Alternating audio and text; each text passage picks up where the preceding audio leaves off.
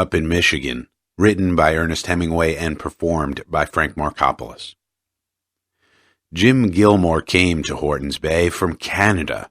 He bought the blacksmith shop from old man Horton.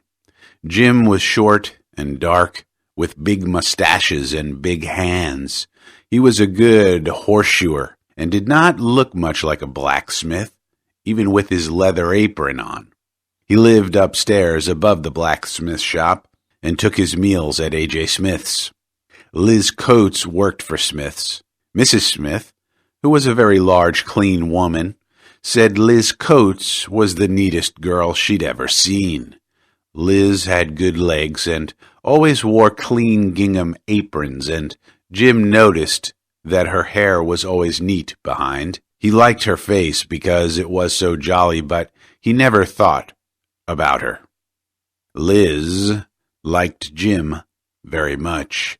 She liked the way he walked over from the shop, and often went to the kitchen door to watch for him to start down the road. She liked it about his mustache. She liked it about how white his teeth were when he smiled. She liked it very much that he didn't look like a blacksmith. She liked it how much A.J. Smith and Mrs. Smith liked Jim. One day, she found that she liked it the way the hair was black on his arms and how white they were above the tanned line when he washed up in the wash basin outside the house. Liking that made her feel funny. Hortons Bay, the town, was only 5 houses on the main road between Boyne City and Charlevoix. There was the general store and post office with a high false front and maybe a wagon hitched out in front. Smith's house, Stroud's house, Fox's house, Horton's house, and Van Hoosen's house. The houses were in a big grove of elm trees, and the road was very sandy. There was farming country and timber each way up the road. Up the road a ways was the Methodist church, and down the road the other direction was the township school. The blacksmith shop was painted red and faced the school. A steep sandy road ran down the hill to the bay through the timber. From Smith's back door, you could look out across the woods that ran down to the lake and across the bay.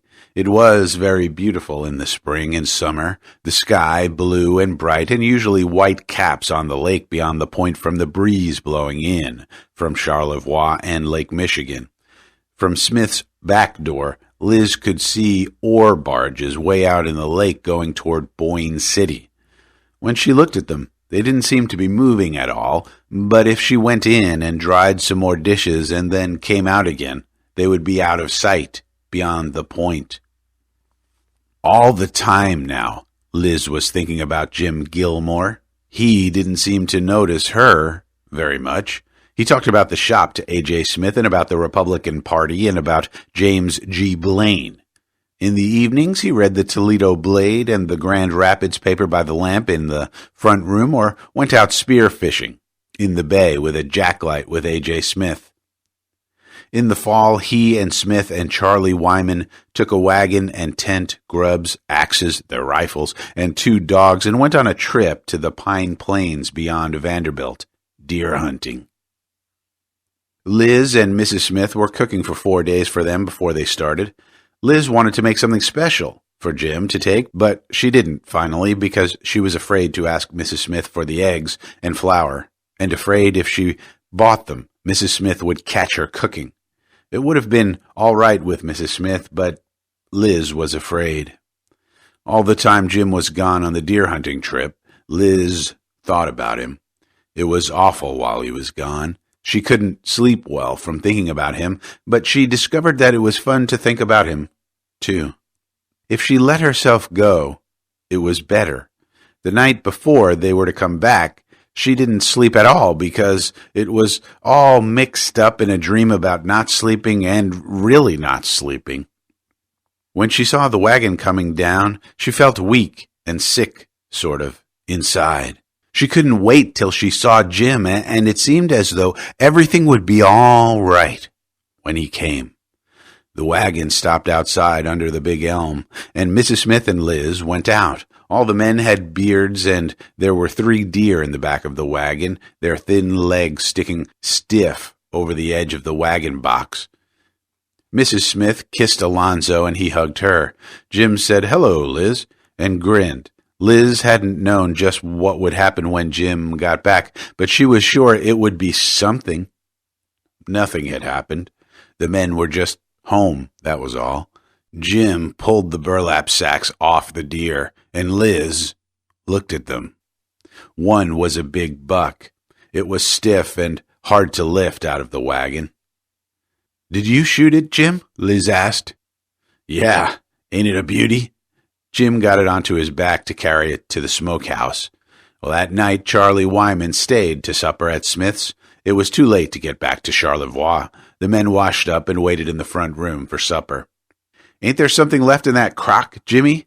A.J. Smith asked, and Jim went out to the wagon in the barn and fetched in the jug of whiskey the men had taken hunting with them. It was a 4-gallon jug, and there was quite a little slopped back and forth in the bottom. Jim took a long pull on his way back to the house. It was hard to lift such a big jug up to drink out of it. Some of the whiskey ran down on his shirt front. The two men smiled when Jim came in with the jug.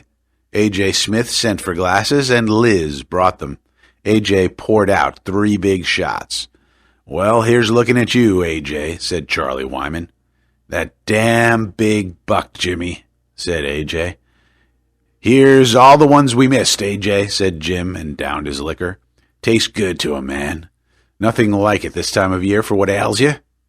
How about another, boys? Here's how, A.J. Down the creek, boys. Here's to next year." Jim began to feel great.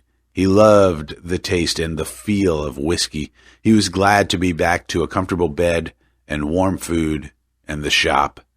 He had another drink. The men came in to supper feeling hilarious but acting very respectable. Liz sat at the table after she put on the food and ate with the family.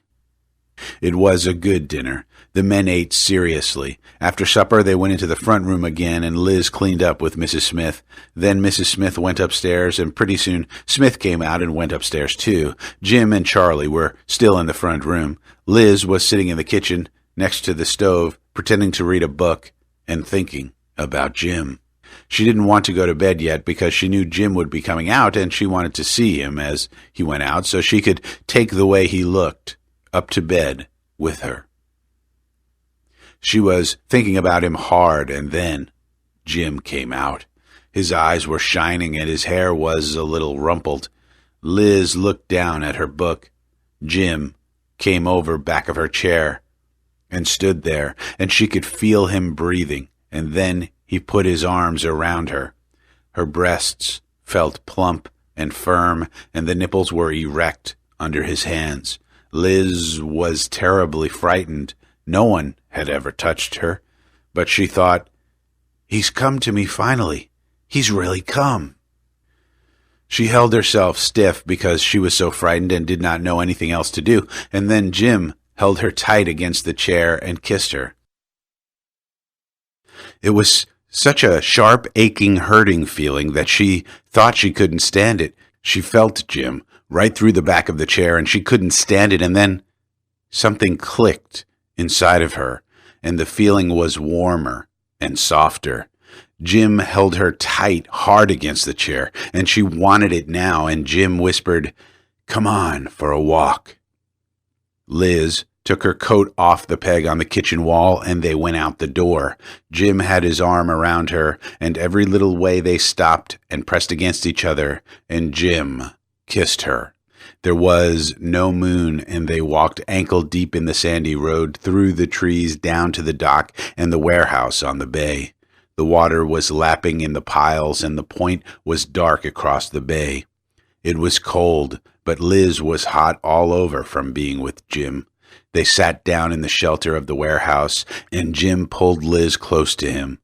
She was frightened. One of Jim's hands went inside her dress and stroked over her breast, and the other hand was in her lap. She was very frightened and didn't know how he was going to go about things, but she snuggled close to him.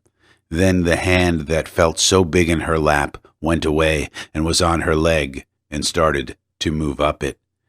"Don't, Jim," Liz said. Jim slid the hand further up. You mustn't, Jim. You mustn't."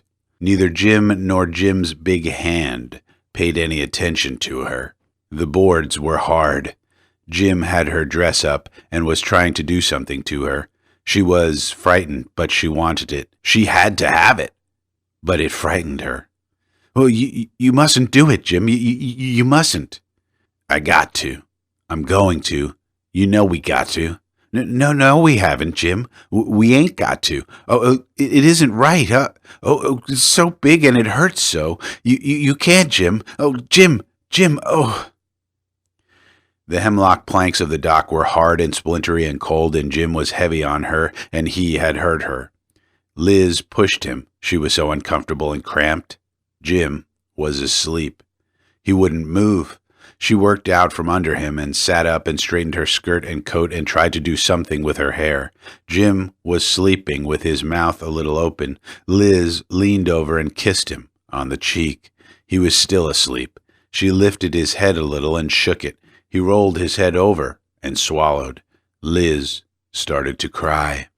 She walked over to the edge of the dock and looked down to the water. There was a mist coming up from the bay. She was cold and miserable, and everything felt gone.